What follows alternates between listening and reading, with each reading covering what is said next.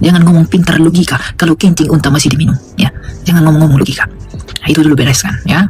Selesaikan dulu konflik teologis dan biologismu.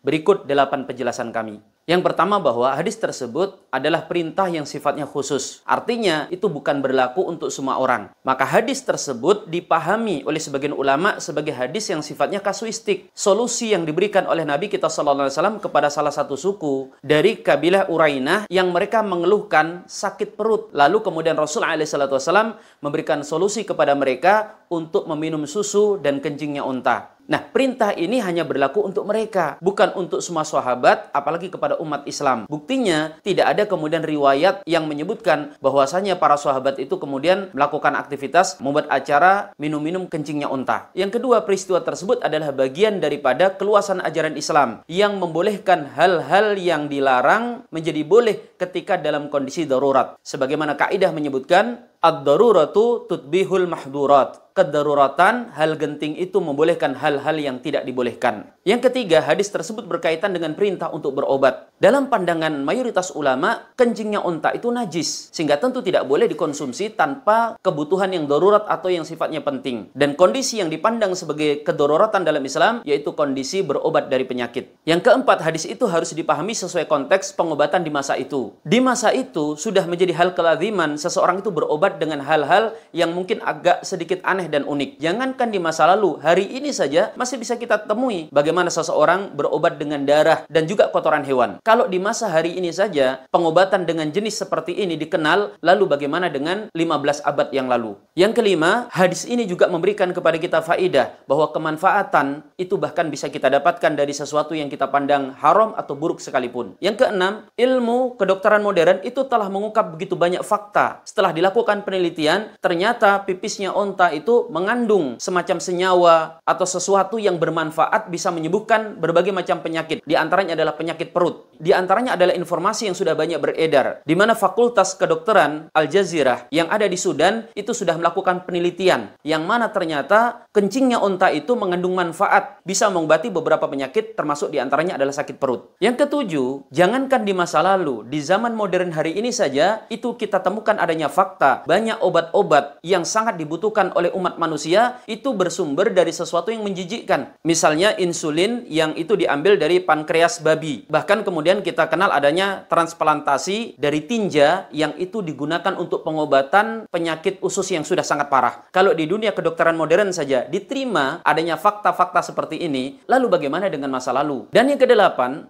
kalau hadis Nabi SAW menyebutkan tentang kebolehan meminum kencingnya unta untuk pengobatan, yang itu sifatnya juga kasuistik, diolok-olok sedemikian rupa, lalu bagaimana dengan kitab suci yang memuat sesuatu yang bahkan lebih menjijikkan? Silahkan dibuka dalam Alkitab. Di situ bahkan disebutkan tentang bagaimana aktivitas memanggang roti dengan menggunakan kotoran manusia yang dikeringkan sebagai ganti daripada kotoran sapi. Demikian juga disebutkan adanya aktivitas orang yang memakan kotoran dan seninya sendiri. Mana yang lebih menjijikkan?